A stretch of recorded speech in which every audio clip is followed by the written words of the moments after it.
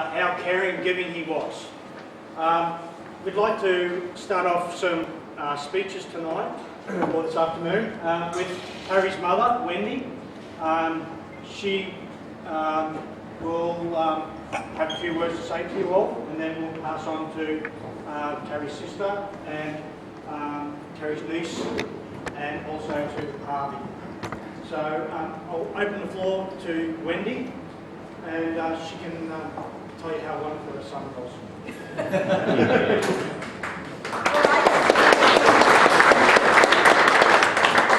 words are going to be quite short, but first of all, I want to thank you so much for coming today. I know Cary would be pretty impressed with this group of people and how we all care for him and remember him. So he was a fantastic son, and as well, he was a really good friend of mine. So I'm going to miss him terribly, as we all are. And again, thank you for coming.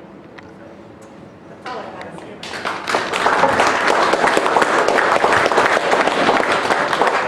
it. And now, Cary's sister, Jenny. So, when we knew this was going to we were going to call it a party. Cary wasn't much for funerals or anything kind of churchy, so I think this is a perfect venue, and this is a great group. And I knew that somebody from the family had to speak and say something. And the problem with that is he was the guy that always spoke for us and represented us. He was kind of our rock. He was the guy. Anyway, I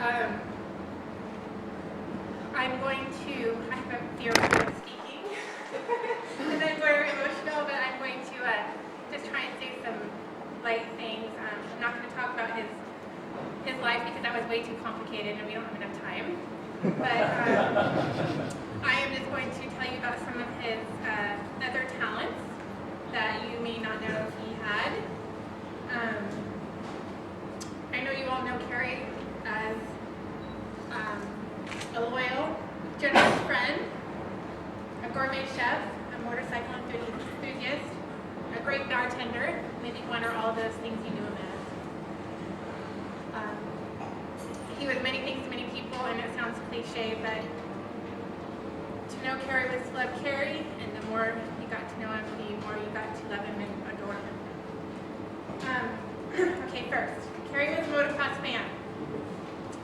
At the age of 4, our parents were pioneer motocross racers. Not sure if you guys knew that. We traveled around the country, and that's when Cary got his first bit of motorcycle knowledge. He learned to ride from a very young age. He actually learned to maybe change some bolts and tires. We kind of traveled around the country doing that. Breathe castor oil. What? Breathe castor oil, yeah. Apparently, if you can see in the picture, I was drinking beer the whole time, so I don't really remember that much of of that era. Anyway, Cary was a farmer.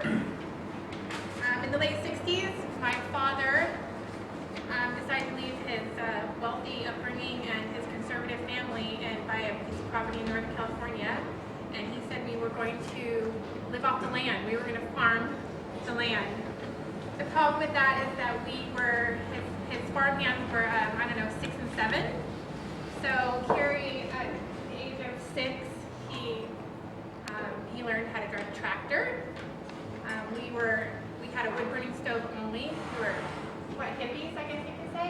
So we had a wood-burning stove, and I don't know if any of you saw the scar on his leg, but that was a result of him wielding a chainsaw at the age of probably 7. I don't know what my dad was thinking, but we needed firewood. So he was the chopper, I was the stacker. Cary also learned how to shoot guns up at the farm, blow things up with dynamite, which I think was really fun for a young child, and make bonfires that would topple to like 30 feet high or more. Remember that? Yeah. So at the very least, we had a very unconventional childhood, and he learned a lot of good skills up there. Dynamite. Anyway, yep. Okay, don't be too shocked. Cary was a fraternity boy. When he was at the U of A, he started school at the U of A, and he joined a fraternity. I can't remember to visit him during the summers, and needless to say, we had lots of fun, and most of the activities involved boys in bathing suits as it was very hot there. That's all I'm going to say about that.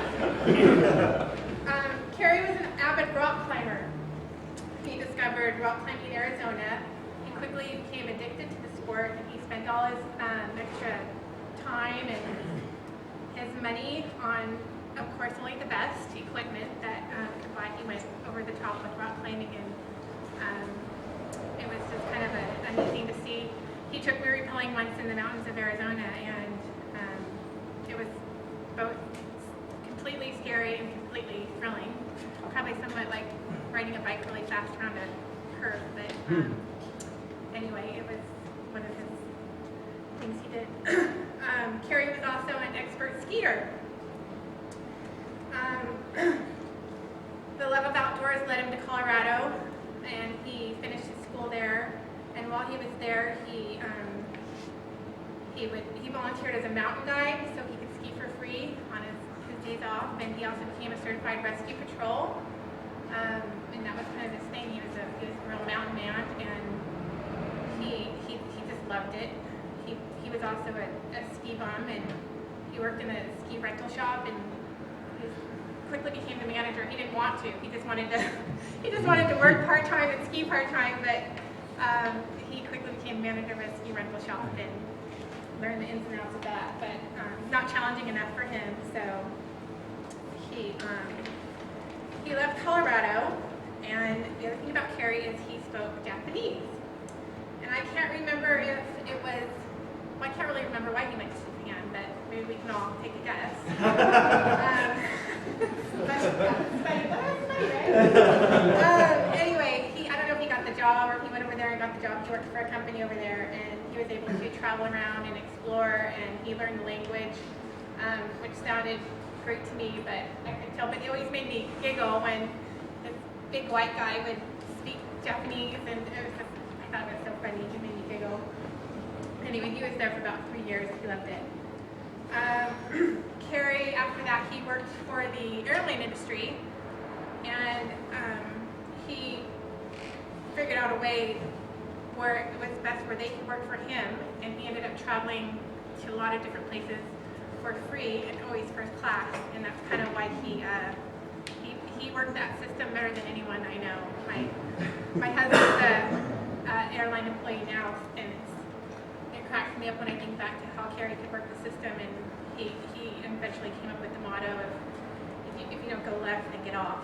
So he would go first class or not at all. That was my brother. Cary was a entrepreneur and businessman, and I think most of you may know this story. He always had a very strong desire to run his own business and be the boss, and eventually he took the leap with his own money and opened a brand BMW, and he made it the kind of place that he would want to buy his bike from and get his bike service from them, and he was all about the details, and he made it as nice as it could be within his budget. It was always hard for him to stick to a budget, but he did. And he eventually became really successful with that business. He had people traveling from all over the country, not just California, but all over the country, to come and buy from him, get their bike serviced by his place, and also just to meet him. He was actually really famous up in Orange County, and it was exciting to see. I think kind of what made it different is that it truly was his passion, and people could see that. He was an owner that had a passion for, and he never lost that passion. He's always loved the motorcycle and the people that love to ride on the motorcycles. He eventually expanded that business, and he grew it. He was very successful, and then unfortunately we had a recession in California shortly after we expanded his shop, and he tried everything to keep that place alive, but people lost their jobs, their homes, their money. There was no money to be spent, and that was a really, really hard time for Cary. he took a hit. I think we tried financially, my mom and I know I tried to help, but it was just too much. There was just so many people went under, and he was one of the casualties. And he had a hard time with that. He felt like even though he did everything he could, he felt kind of like a failure for losing that business. It was his dream and his baby. Anyway, a testament, part of that is when he was really still trying to hang on, and he no longer had money to pay his employees. I would go up to visit him to try and help myself, and he would have 2 or 3 people still working for free because they loved him and they believed in the business. And that's just testament to the kind of guy he was. He treated and how he treated people. They were in between looking for other jobs. They were there trying to help him out, volunteering their time. They didn't want to see him go under, but it was just too bad of a storm, and he couldn't survive it. Anyway, as you know, he recovered, but I don't think it never would have been the same for him not being his own boss.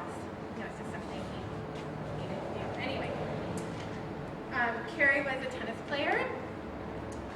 He, at one point, when he was in California, he lost quite a bit of weight, and I was always nagging him to keep it off and exercise. And I said, why don't you start playing some tennis, because that's what I enjoy doing. And so he took some lessons, and he started playing.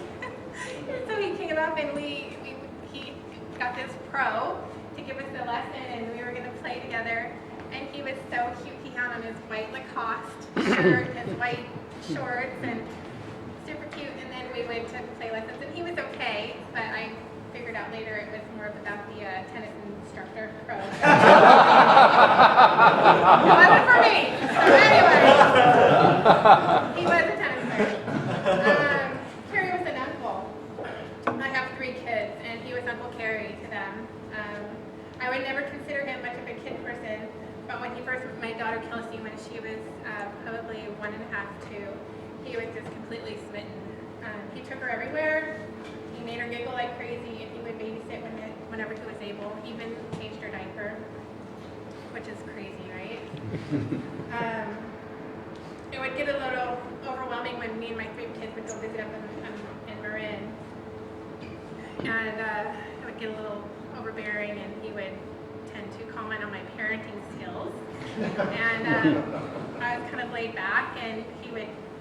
I didn't get mad though, because he told me he was disappointed that my 5-year-old wasn't doing her own ironing, and my 3-year-old wasn't cutting her own meat, and my 1-year-old wasn't potty trained yet. He had very high standards, so I think they turned out okay, and he's pleased.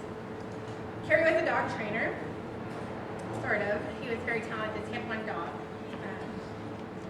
Instead of thinking of going the kid route, he decided to get a dog. Of course, again, only the best for him. He bought a miniature schnauzer. She was a pedigreed show dog that he never intended to show, but he loved her dearly. Her name is Lola, and she is with us now. He bestowed her upon our family when he moved to Australia, and she truly is the best trained animal ever. It's just an example. She apparently has an eating disorder, which is how he described it, and she will eat anything and everything if you put food in front of her. So he's trained her to, she's not allowed to eat her food when you put it down unless you say okay, which we have a very busy household, so a lot of times I'll put the food down and run away to go whatever. I'll come back half an hour later, and she's sitting there just like drooling. Anyway, it's kind of sad, but anyway, she's doing well, and now that all my kids are teenagers, I kind of want him back to help train them. Cary was the smartest person I've ever met. I don't know if you guys saw that, but it seems like most people are either kind of textbook smart or common sense smart or worldly smart, and Cary was all of those things. He could fix anything. It seemed like he could fix anything, and he knew everything about anything. And if something piqued his curiosity, curiosity that he didn't know about it. He would research until he was comfortable and felt like somewhat of an expert, or at least act like one. When he would come to visit, I was always in awe of how brilliant he was. I would ask my kids, I'm like, go ask him what Cary question. If he gets it wrong, we'll give you $1. And they would ask him, they would come up with these questions, and he would always give the best answer. And he just really seemed to me everything. He was kind of my hero that way, and I was really jealous of his brain because I'm still trying to figure out how the fax machine works when he explained that to me 10 years ago. It's crazy. Cary was a partner to Harvey. I've only met Harvey only a total of 3 times now, but it seems like I've known him forever. I probably know more about Harvey than he would care for me to know, but I'm just kidding. But you know, I loved seeing my brother happy. That gave me a lot of joy. And happy he was with Harvey, and it always made my heart really warm to see you guys giggling together and together. It's great. Cary was a son. I can't imagine losing a child, and I'm so sorry for his mom. Words can't describe that. But he's lucky to have our particular mom because she truly has unconditional love for us, and Cary knew that. Cary was my brother. He was my big brother. He was 14 months older, and it's hard to imagine now, but when we were younger, we fought like crazy. Many times it got physical. I was smaller and really no match for him, and he would not hold back. When I would push his buttons, he didn't care that you weren't supposed to hit girls. He would go for it. He used to tell a story, I don't know, maybe some of you guys heard it when we were together. When we were up at the Funky Farm, I don't remember what I did, but I did something to set him off. Push his buttons, probably. That's what little sisters do. And he was so mad, and I was so scared. I ran as fast as I could, and I slammed the door in his face. And then I was taunting him, and I remember taunting him. And he was so mad, and he to get to me, he slammed his fist right through the glass door, just like, you know, cutting up his hand in the process. And of course, he was the one that got in trouble. So I mean, I would have hated him too, right? I mean, so he's the one that got in trouble.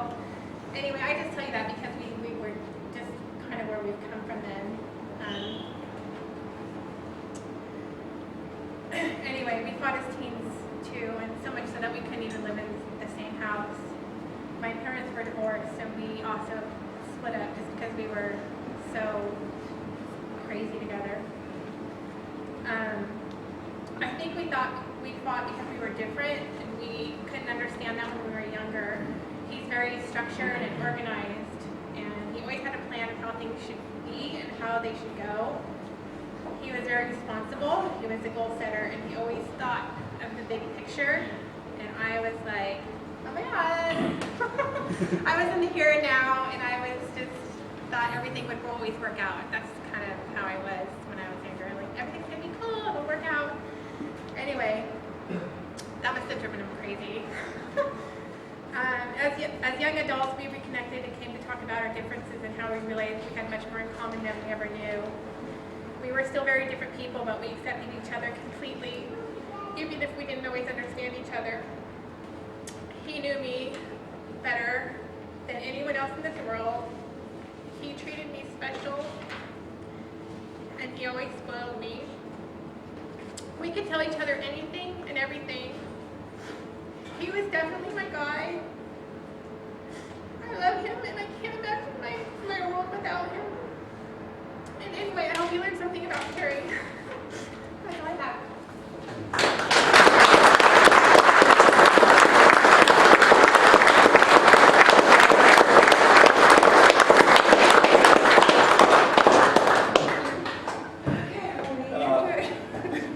I just want to say, I thought you did so well. I'm actually so surprised you did so. I really am. Because I didn't think you finished it at all by yourself.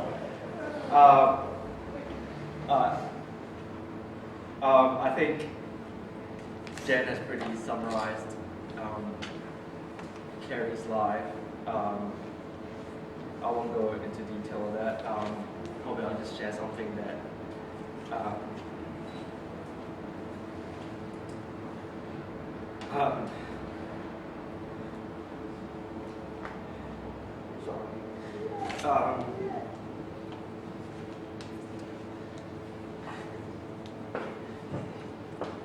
yeah. That's about it. Anyway, just between me and Cary anyway, some things that probably you guys don't know about him. Cary and I met on Scruff. In case any of you doesn't know what Scruff is, ask your nearest queen. They would know. He always claimed that I was the one who messaged him first, but I don't know about that. Actually, I think he was the one who checked me out first, and then I responded to him.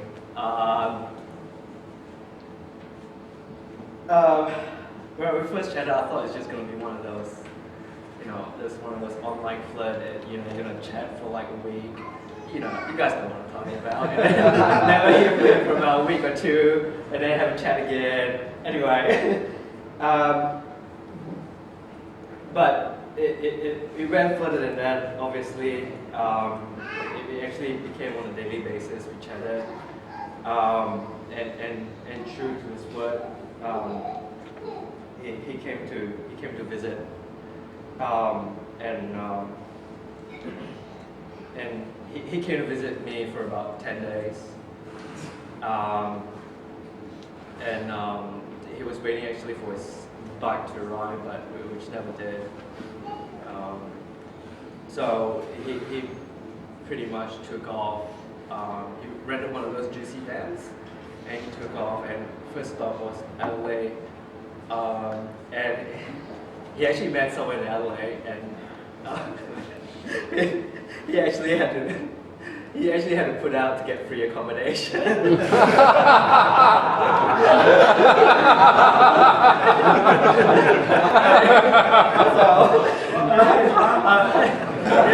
He always tell me that, oh, there's nothing between us. And then finally, I was like, oh, so what's the deal? He's like, oh yeah, well, I had to put out, just to get free accommodation. And I couldn't understand that. I mean, he wasn't rich then. I mean, he was rich, but then after that, he wasn't that. So I could kind of like understand that. We kept in contact while he was on the road. Once again, on a daily basis, just to see where he's at, how's he doing, blah blah blah, So after that, he went to visit you. Was up at Wendy's place for a while, and then prior to him leaving, I said to him that let's go diving kind of thing, and we planned ahead, and I actually met up with him up in Cairns, and we went diving, and we did a live aboard for about 3 days. It was really good, but we got really seasick in the end. And while we were up there, I actually invited him back to Melbourne. So he came back. To Melbourne, and it was really special. I don't know why. He was really different. I thought his worth pursuit. So we rented a car. We didn't have a car back then. We rented a car. I took him down the Great Ocean Road. Had a fabulous weekend. It was so fantastic. We had a really romantic weekend. And then we went to the concert, Flaming Lips, and it was probably one of the best concerts ever. Not because of the fact that he was there, but it was just really good. So I'm just jumping back and forth. But, and for the first time in my life that, you know, I actually kissed in public. So that really kind of made a lot of difference to me. Or what Cary would say, PDA, public display of affection. Yeah, and unfortunately, it was pretty much the end of his trip, and he had to go back to the US because his visa was up. But before he left, we had a good chat, and we thought we'd give it a try, and I'm really glad we did it.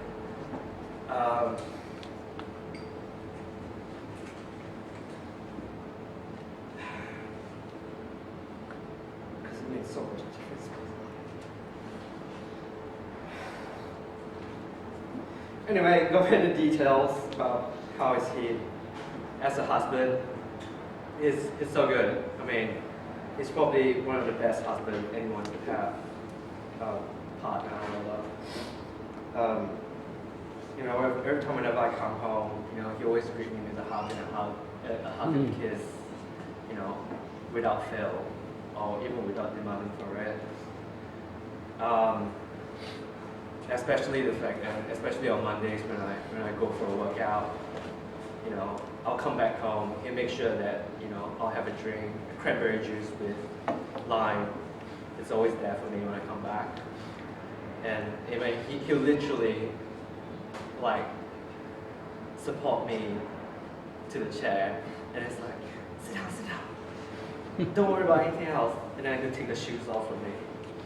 I mean, to that extent. And then he'll just like, he's in charge of the food. It's so good with the food that, you know, I don't even bother cooking because it's such a disgrace. There's no comparison. I'm sure some of you have had his cooking before, and you know, I never had any complaints. I mean, I never complain about his cooking. It's always been good. Speaking of food, he really opened up my world of culinary food. Because I always go to the same restaurants that we always go to, the same old places. But he'll be like, oh, let's go try this, let's go try that. Oh, you know, there's a new restaurant open there, let's go try it. You know, it really opened up my world. But, you know, I always restrict him with the budget, saying that this is only how much we can spend. But he works within the budget, so that's good.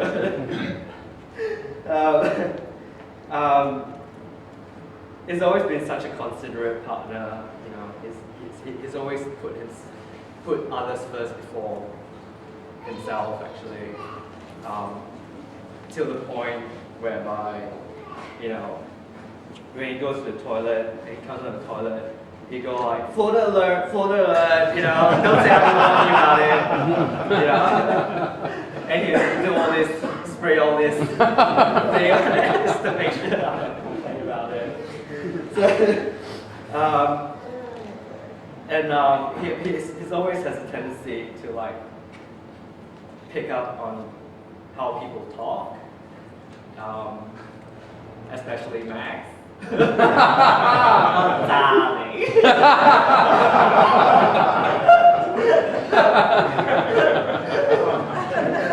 Sorry to put you in the limelight.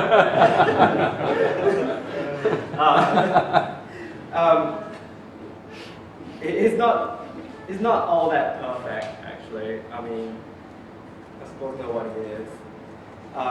He's got all these rages. You know how you have like road rage. Cary's got a bit of road rage, but more of the rage he has is to do with sound and smell. And only the past few months he's developed a rage. Sorry, Nick and Tim.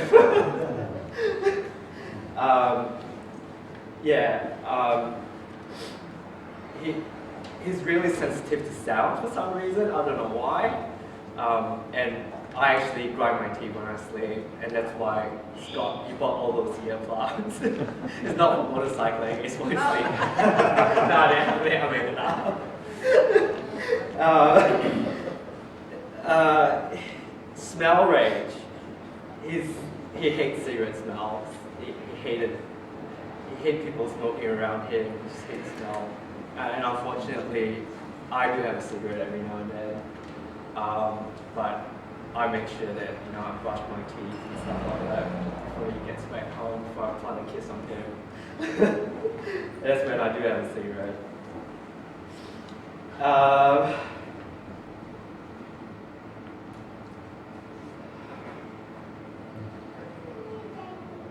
Just to finish this off,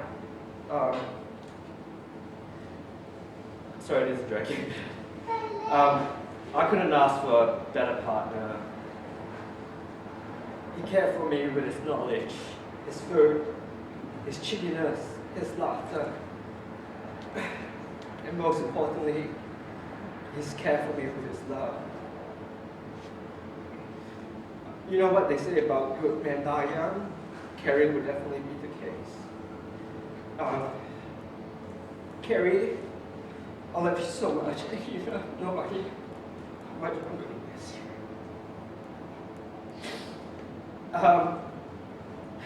Lastly, I just want to thank you all for coming here. It really meant a lot to me, and especially Cary. Also, I wanted just a special thanks to Bill, and a special thanks to Craig, and a special thanks to Dewey for their help over the past week.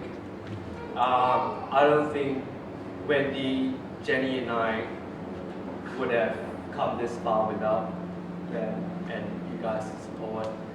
I mean, Bill, Craig, and Dewey has been so helpful. I don't know how to thank you guys. But I'm sure Cary would appreciate. I also want to thank Wendy and Jenny for welcoming into their family with wide open arms as Cary partner. Sure. That's all I have to say.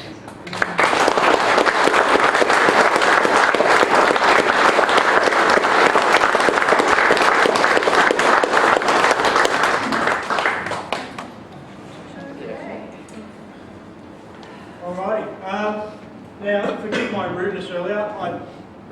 This is our venue for our club where we host our club meetings. And I'm just used to getting up and standing up and speaking because everyone knows me. But my name is Darren Dewhurst, and I was the convener, which I always hated that term, convener.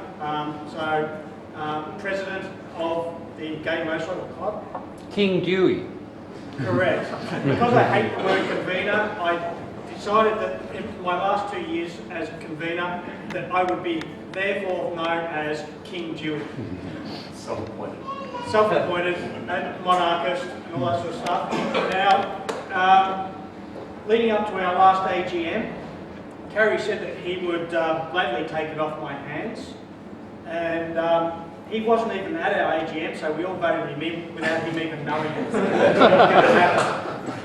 So when I phoned him up the next day to let him know that it was in, he said, okay, from here on end, I will be known as El Presidente.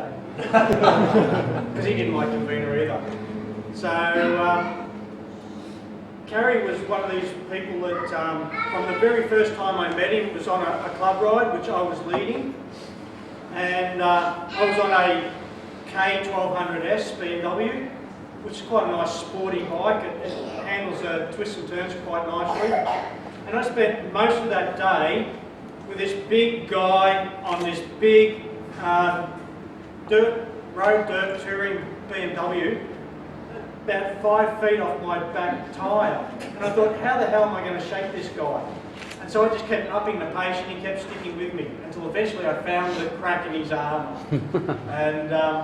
And we've spent the last 2 years riding like that. everywhere we went. From the very first day I met him, he was going to be a lifelong friend of mine. And that is always still going to be the case. As with most people, when you meet them, you find out the basic information about them, and as you get to know them, you find out a little bit more. But after they've passed, you find out a hell of a lot of information about a person. And thanks to Bill, who posted a link to a forum, a BMW forum, which I had no knowledge of. And Cary had started this forum when he was back in the States around '96 for BMW riders.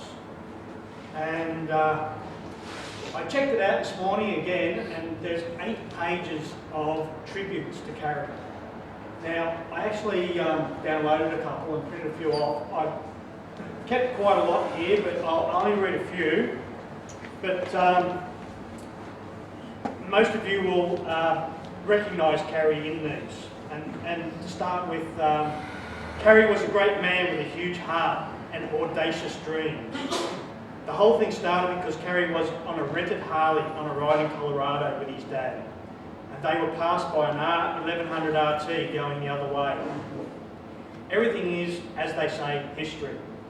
He always had a smile and a hug ready and waiting. I'm humbled to have known him, ridden with him, and called him a friend. The world would be a little bit darker place without him.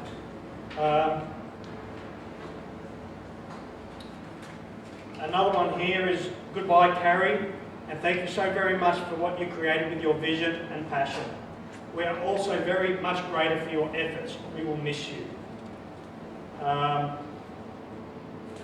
And a common theme through this, and I'll go to the last page because I know the last page has 2 things. I never met Cary, but I was at the 01 MOA rally in Redmond, where it is said some folks first got together that became the nucleus of this group, which is the BMW RT group. I wish I would have stumbled onto them, and then I wish I had stumbled onto them then, because it is apparent their memories of those early days are wonderful. From all accounts, Cary had the rare combination of vision, enthusiasm, a pleasant demeanour, and the desire and ability to bring people together. People like that don't come along all that often. And one more, I too never had the opportunity to meet the man who I've heard so much about, who unknowingly enriched my life many years after he'd inspired this community, and whom I have loved to have thanked in person. So let me say, thank you, Cary. There are a lot more, and if you're interested in reading sections of or the whole 8 pages, down below the TV, I dropped 2 of these off with the full 8 pages of the BMW forum with all the tributes to Cary. I would like to actually open the floor up now to anyone who would like to say a few words about Cary and who he was to you. So if anyone is willing to do that, please come forward. And John, I can push my way. Melbourne Motorcycle Tourists will be the first. I just wanted to be the first because so many people here are from the motorcycle tourists, and I just want to talk about how very, very, very lucky we are to have had Cary in our lives, because just as a chain is only as strong as its weakest link, it was through Cary's strength of personality and his ability to tolerate bullshit that he was with the motorcycle tourists, because the first time he ever showed up was about 6:30. I'd just got a new job. I was working long hours. I'd come here and I'd just hunkered down into the corner just there, typing emails. And this great big bear of a, I thought he was Canadian, guy walks in and says, and I can't do the accent, is this the Melbourne Motorcycle Tours? And I was really stressed, and I said, you know, as I remember it, I said, yes, I'm just doing some stuff. Could you maybe just come back in a little while? To Cary, it probably looked more like, but he went off, and I was going on. He just respectfully went off, and he got himself a drink, and kind of came back, and I think, you know, and I suspect that those who know Cary much better than me probably know very well what I'm talking about. Through this strength of personality, I don't know what you'd call it, this gentle but, what would the word be? Unstoppable force of personality, he persuaded me to stop typing on the laptop and to be a decent human being and start having a conversation. And then eventually, thank God, other people came along who he could talk to as well. And he was one of Melbourne Motorcycle Tours. When I found out sometime afterwards that he was a BMW dealer and he was a service manager and all these other things, I sort of thought, that would explain it. He knows how to deal with difficult people. So I just wanted to have that little confession about how I almost lost Cary to the Melbourne Motorcycle Tour because, I think Darren would have killed me. Yeah, he was a really, really great guy. I mean, if I'd known when I was sitting down there that one day this guy was going to get my motorbike working again, was going to ply me with alcohol, he was going to cook food of the gods, I probably would have been slightly better about it. Anyway, that's enough for me. I just wanted to share that. Thank you.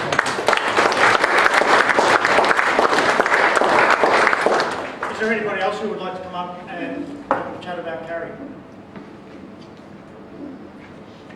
No one? Alrighty. Now, I would like to thank everyone for turning up.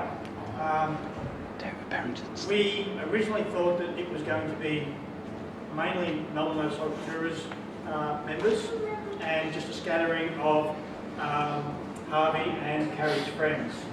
And I am so pleased to be able to say to you that I don't know half the people in this room. So thank you very much for coming.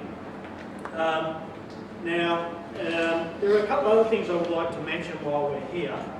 The first thing is, on the table below the TV, or to the right of the TV, is a book. And it's a visitor's book.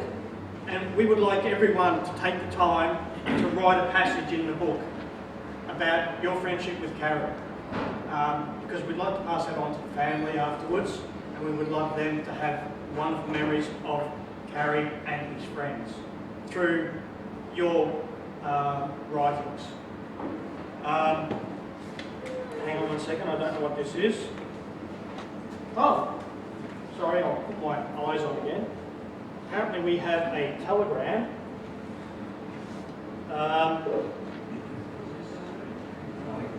Yes, telegram. Thought they were long lost to us, but dear Melbourne Motorcycle Tours members, Harvey, Wendy and Jenny, it is with great sadness we receive the news of Cary's passing. Our thoughts are not only with those closest to him, but with all that knew Cary. Cary's absence is a great loss to the club, and we wish we could be with you today to celebrate the life of a great man and valued club member. Enjoy today and share the many fond memories we have of him. Special friends are a precious gift. Thinking of you all as we raise our glasses in Derby, I believe it should be Washington. WA. Love to all, David and Michael. WA, West Australia. Sorry, that'll be Western Australia. Derby and Western Australia, so not Washington. Saving money on the WA instead of putting in Western Australia. That's love from David and Michael. David is a past convener of the Melbourne Motorcycle Tours. Now, there are a couple of other things I'd like to mention. First of all, I'd like to thank Harvey for being such a slut that he's prepared to put this guy up he's only met online and bringing him to Melbourne and to us, to all of us. So, thank you, Harvey.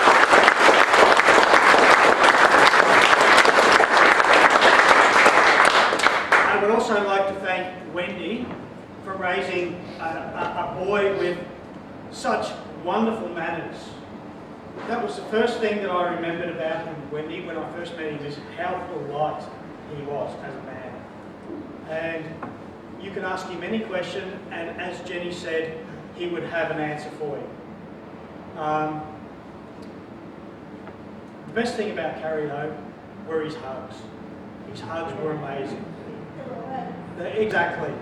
That big man, he could wrap his arms around you twice. And he had a special hug for me every time I saw him, because he knew I needed it. So, as a man, he was gentle, he was caring, he was polite, he had beautiful manners, and he could ride. I'd also like to thank Michael and his staff here at the Royal Mail Hotel, who don't normally open on a Sunday, but on hearing about Cary, volunteered his time, his staff and his venue to us. What most of you don't know, and not even Harvey, Wendy or Jenny know about this, he has very kindly donated all of the nibbles that you've had tonight as part of the function. So,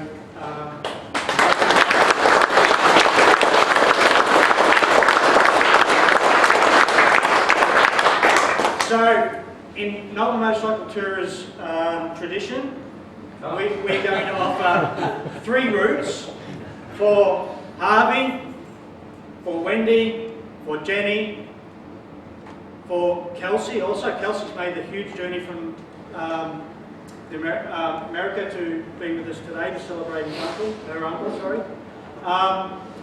We're going to offer 3 routes to all of these people, plus Michael and the staff of the Royal Mail Hotel.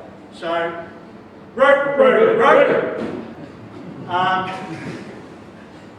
please enjoy the rest of the afternoon.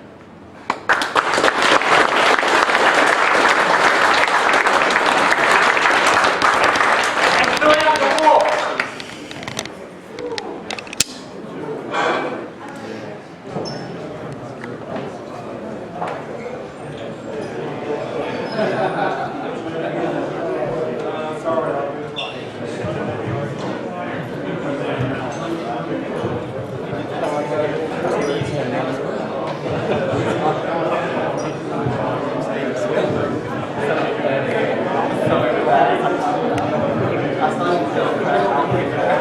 I